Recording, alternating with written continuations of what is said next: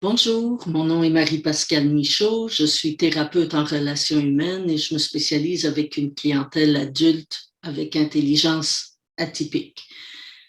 Aujourd'hui, je veux vous parler des différents professionnels de la santé mentale tels qu'on les rencontre ici au Québec.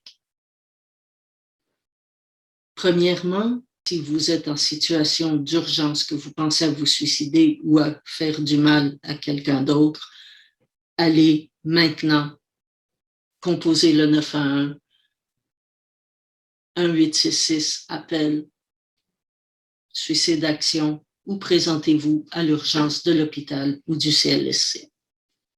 Ceci étant dit, si vous êtes maintenant non pas en situation d'urgence où votre vie n'est pas en danger, celle de quelqu'un d'autre non plus,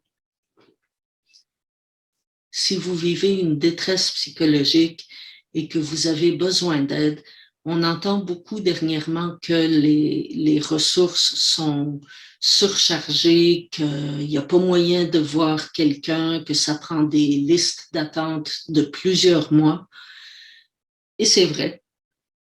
Mais est-ce que vous avez besoin de la ressource qui n'est pas disponible ou est-ce que vous pouvez utiliser une autre ressource? C'est là que j'aimerais débroussailler un petit peu avec vous les différents types de ressources qui sont disponibles en santé mentale au Québec et comment choisir un plutôt qu'un autre et pourquoi. Tout d'abord, il faut comprendre qu'il y a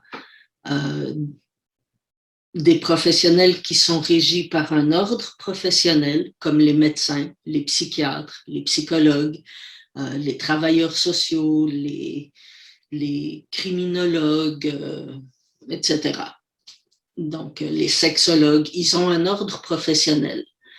L'ordre professionnel a pour mandat de protéger le public. Donc, ils vont s'assurer que le professionnel répond à certains critères, que avant d'admettre quelqu'un comme médecin ou comme psychiatre ou comme psychologue, il faut qu'il ait suivi une certaine formation.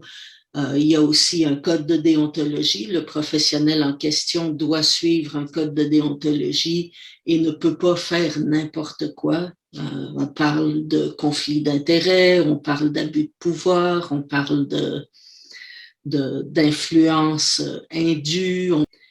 Ça, c'est un ordre professionnel. Parallèlement à l'ordre professionnel, il y a les associations professionnelles. Exemple, pour quelqu'un comme moi qui est thérapeute en relations humaines, pour un autre qui serait thérapeute en relations d'aide, qui est un coach de vie, qui est un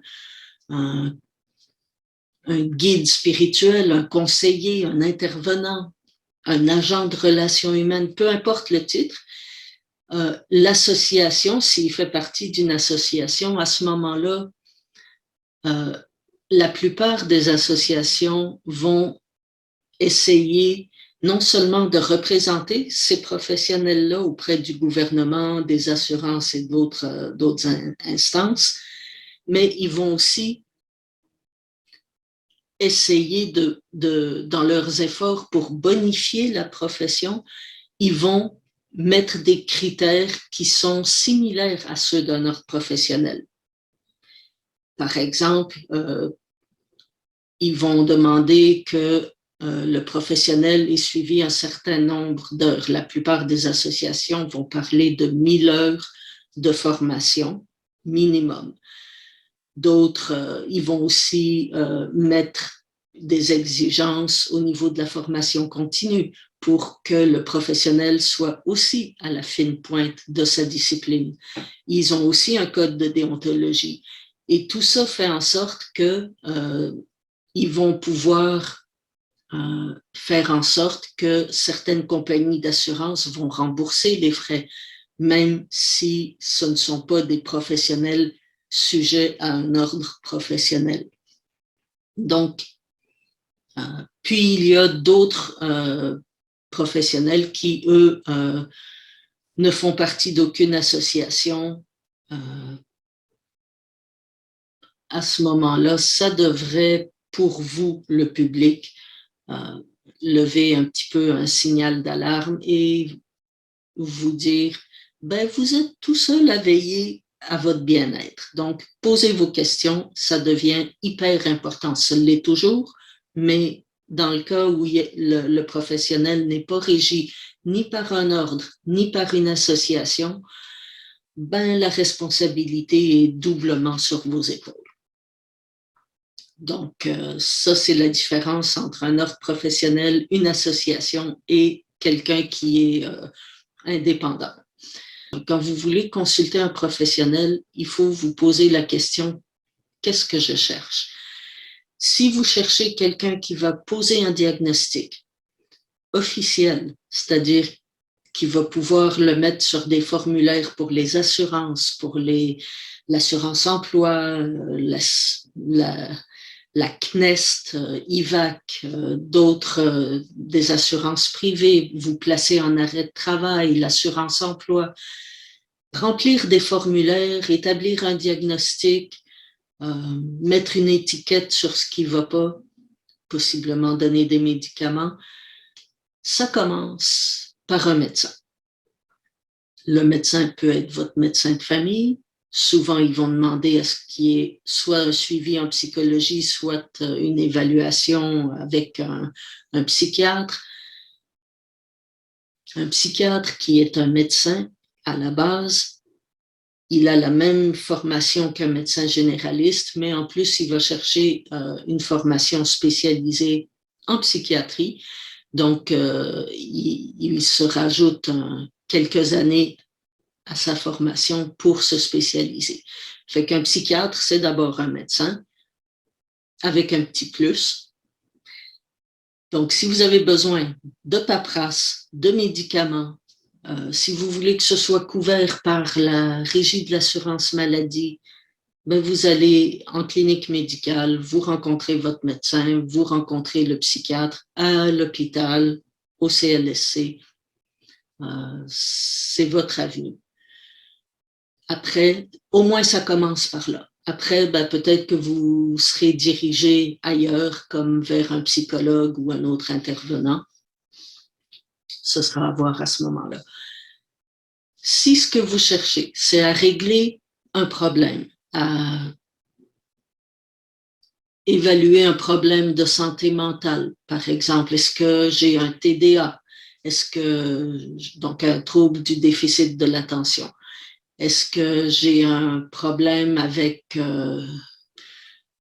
est-ce que je suis un sociopathe? Est-ce que j'ai un traumatisme? Est-ce que j'ai un problème de dépendance, de toxicomanie? Est-ce que, si vous voulez donc un diagnostic psychologique ou une évaluation psychologique pour un problème de santé mentale, comme on le dit, un traumatisme, j'ai vécu de l'inceste, j'ai été violée, j'ai été témoin de quelque chose de terrible qui m'a profondément marqué.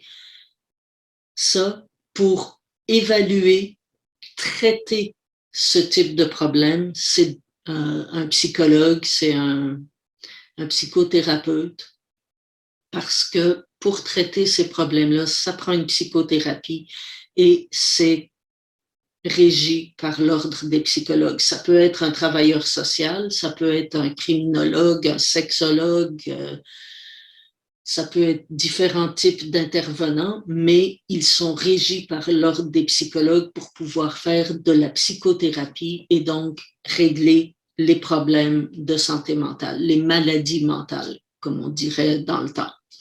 On ne dit plus tout à fait ça, mais dans le temps, on parlait de maladie mentale, là, on va parler de problèmes de santé mentale. Pour ça, donc, c'est un psychothérapeute ou un psychologue, vous les trouverez sur le site de l'Ordre des psychologues.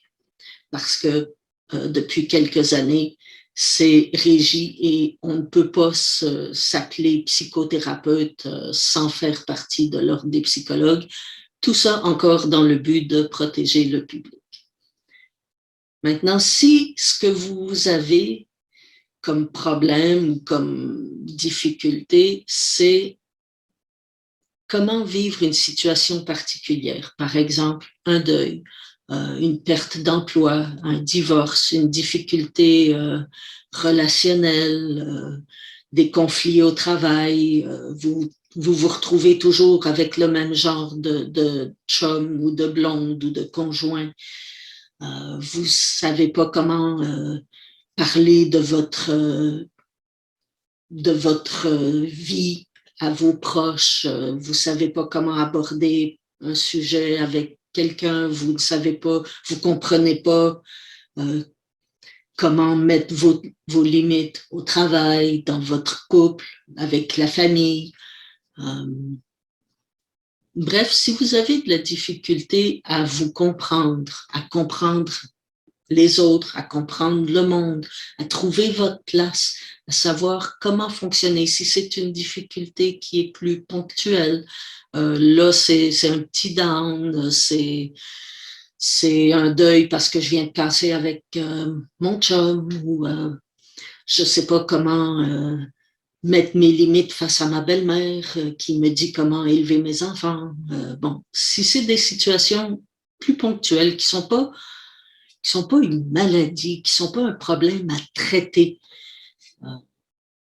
ben vous avez peut-être juste besoin de quelqu'un qui vous explique les choses, qui vous guide, qui vous coach, qui vous accompagne, qui vous permet de voir les choses avec une autre vision. À ce moment-là, ben tous les autres professionnels de la santé mentale peuvent vous aider et vous n'avez peut-être pas besoin d'aller voir un médecin ou un psychologue pour ce type de problème-là qui, dans le fond, n'est pas un problème de santé mentale, mais plus ponctuel, je vais dire, qui est pas dans votre personnalité profonde, euh, mais plus, bon, c'est la situation qui est comme ça, puis vous avez de la difficulté à la gérer, ben c'est ça. Vous n'avez pas nécessairement besoin à ce moment-là d'aller changer votre personnalité, d'aller corriger votre personnalité ou guérir une cicatrice ou quelque chose comme ça. Donc, c'est pas le même niveau de profondeur sur lequel on va agir. Vous voulez juste être mieux là, maintenant. Et c'est tout. Et vous voulez pas changer votre vie du tout au tout et vous voulez pas... bon, à ce moment-là, c'est ça. Vous pourriez trouver l'aide dont vous avez besoin auprès de différents types d'intervenants. Et à ce moment-là, ben, c'est vraiment une question de trouver quelqu'un avec qui vous êtes compatible. Et ça, c'est vraiment, c'est la clé. Il faut que la personne en face de vous ait des valeurs qui sont compatibles avec les vôtres, qu'elle ait une approche qui vous convienne. Si vous avez besoin de quelque chose de plus structuré ou au contraire de plus libre, faut que ça clique, faut que vous puissiez trouver quelqu'un. Quelqu'un peut être très compétent, mais si vous ne le trouvez pas sympathique, vous n'avez pas envie d'aller le voir, ben, ça va être très limitant. Ça va limiter beaucoup l'aide que cette personne-là peut vous apporter parce que vous serez pas bien, tout simplement. Donc, c'est important. En gros, ça fait le tour. L'important, c'est de poser vos questions. Posez vos questions auprès de la personne que vous considérez choisir pour vous accompagner. Si la personne n'est pas à l'aise de discuter avec vous de sa formation, de son appartenance ou non à une association, de sa déontologie, son approche, ses valeurs, ben, ça devrait soulever un petit drapeau rouge. Et peut-être que vous pouvez aller voir ailleurs avant de faire votre choix pour vous assurer que la personne correspond à vos besoins, à vos valeurs, à votre personnalité. J'espère que ces quelques clés vont pouvoir vous aider. à trouver le bon intervenant. Vous trouverez sous la vidéo, dans la description, différentes ressources et un petit résumé. Et j'espère donc que ces quelques minutes passées en ma compagnie auront pu vous aider. Donc, je vous souhaite une belle journée.